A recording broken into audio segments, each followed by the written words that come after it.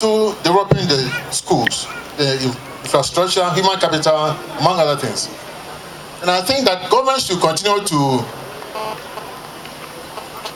grant exemption from tax for these universities in accordance with the Section 10, subsection 1D of the Internal Revenues Act 529. In a country where financial allocation for research is just about 0.03% of GDP, the private universities need all the money they can gather for development and for research. Thirdly, I think it's a pity that only one out of the over 60 private universities has been chartered. Whereas public universities are chartered even before they start. The private ones have to work for years before they are considered for chartering. So far, only one university out of the 60 or so private ones has received a charter. And to me, this is not good enough. The question is, who charters a private university? Is it the government or the owners of the university after fulfilling certain conditions? What are these conditions, one may ask? So the question of charter is very important.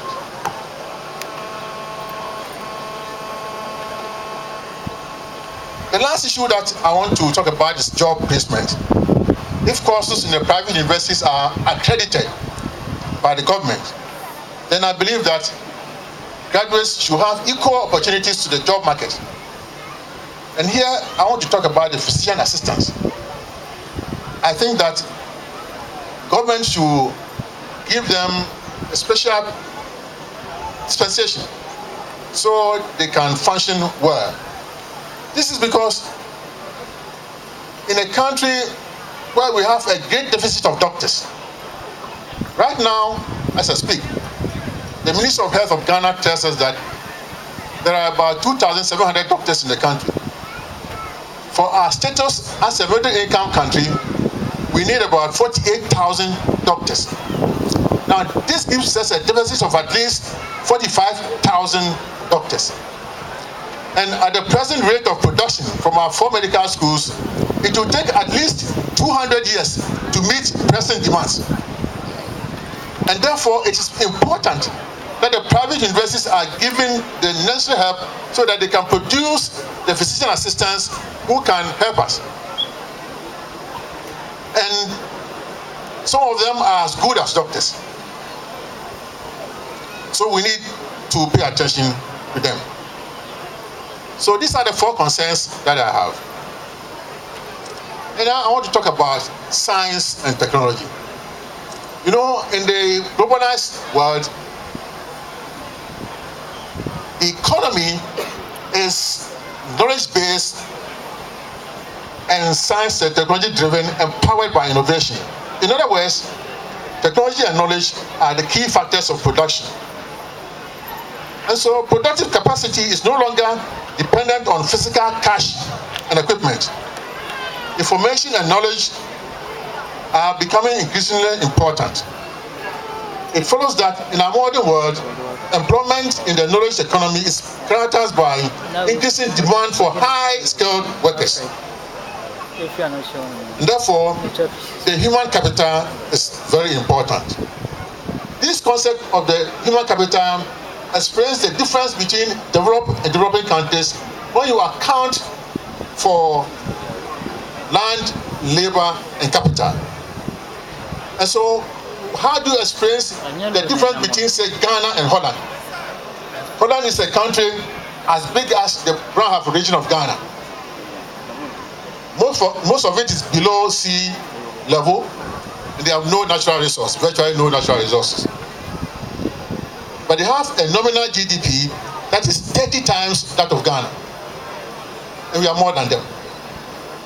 How do you explain that?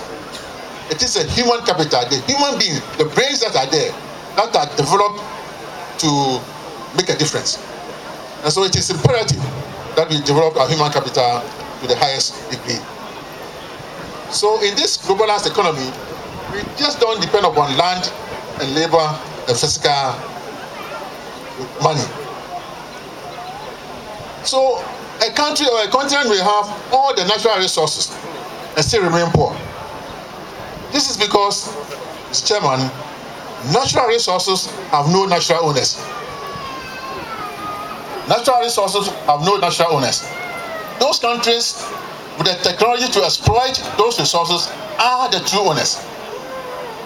So why? Just look at a few things. Africa has 90% of the world's cobalt, 90% of the world's platinum, 50% of its gold, 98% of chromium, 30% of uranium, and in fact, DR Congo has 70% of the world's coltan. Coltan is metal made up of columbine and tantalum. And every mobile phone has that kind of thing in it. And DR Congo is very poor. Guinea produces 30% of the world's bauxite. And I'm even told that the world single richest gold mine is in our country, Obuasi. It is the single richest gold mine in the world. Now, if you take all these things, why is it that when you come to the world commerce, world trade, Africa's contribution is less than 1%?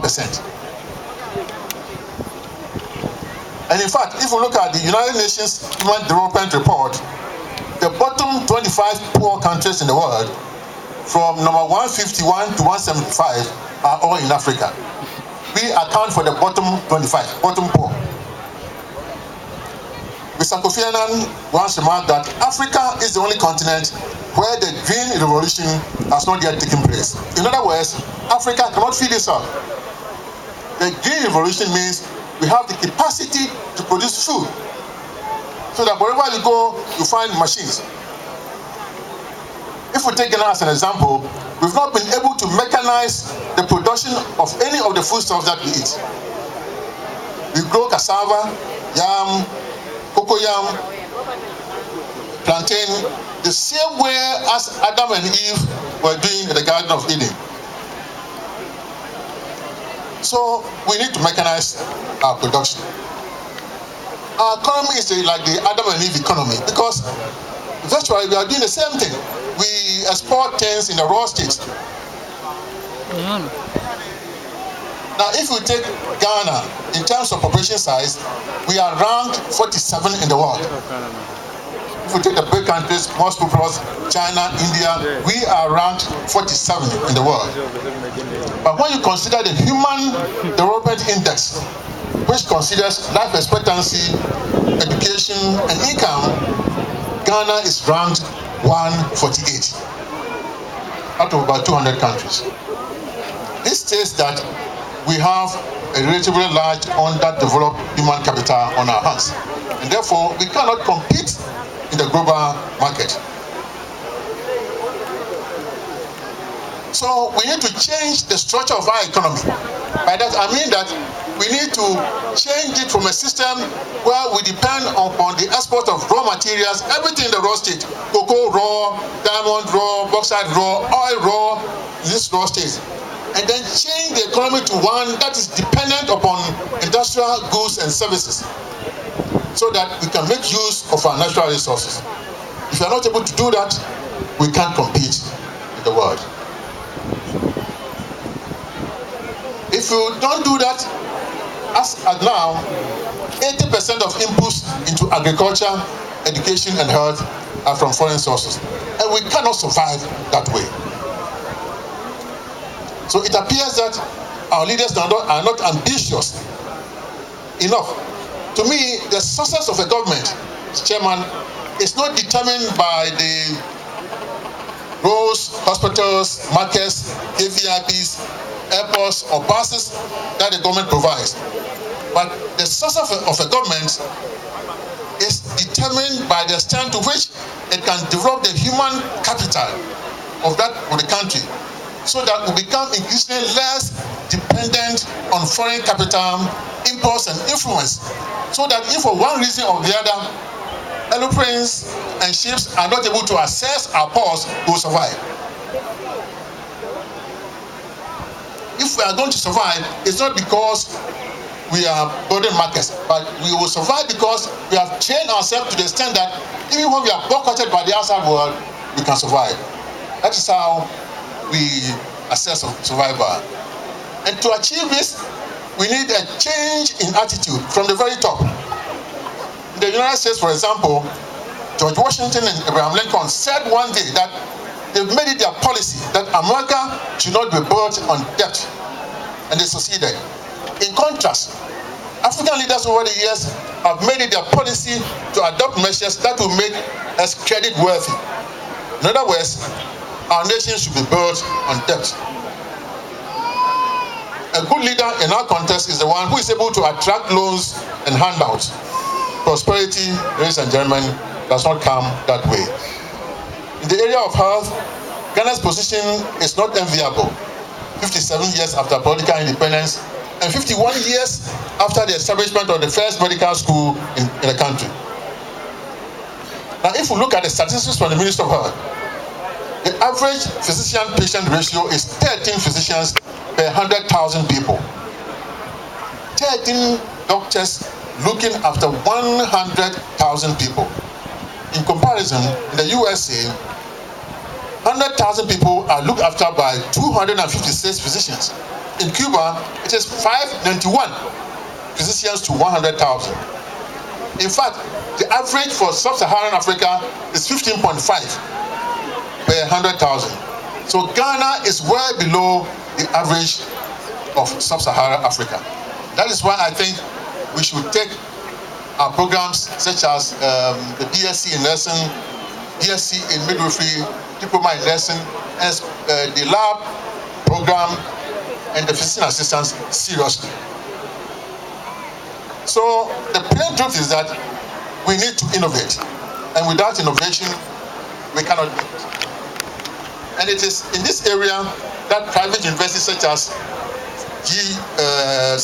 Garden City University College comes in. The programs that I mentioned earlier on are designed to develop the manpower needed to provide quality health care for our population. The long-term prosperity of Ghana will rely on talented and motivated individuals who will be at the forefront of scientific and technological innovation. For innovation to succeed, every student in Ghana deserves opportunity to achieve his or her potential. Currently, because of inadequate infrastructure, as the principal said, especially in the peri-urban and rural communities, too many of our country's best and bright young people go unrecognized and underdeveloped and thus fail to reach their full potential. This represents a loss to the individuals, their families, and society in general.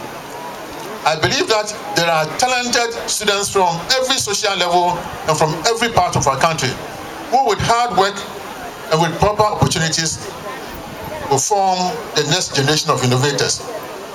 There is therefore the urgent need to develop a system that will perform talent assessment in our educational institutions in various socio-economic settings with the aim of recognizing potential, particularly among the individuals who have not been given adequate opportunities to transform their potential into academic achievement. The current system of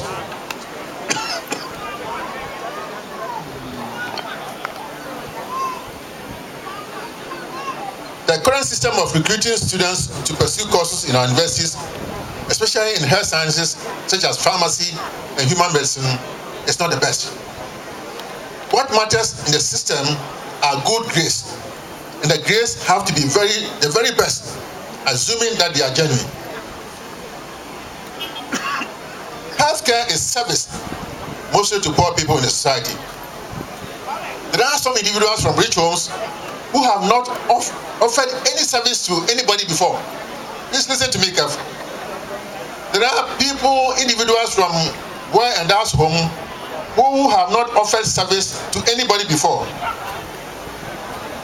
And because they have been exposed to good education, they have the chance to study health sciences. Indeed, most of them have been served by house helps. They don't even serve their parents. In addition, they know next to nothing about the chores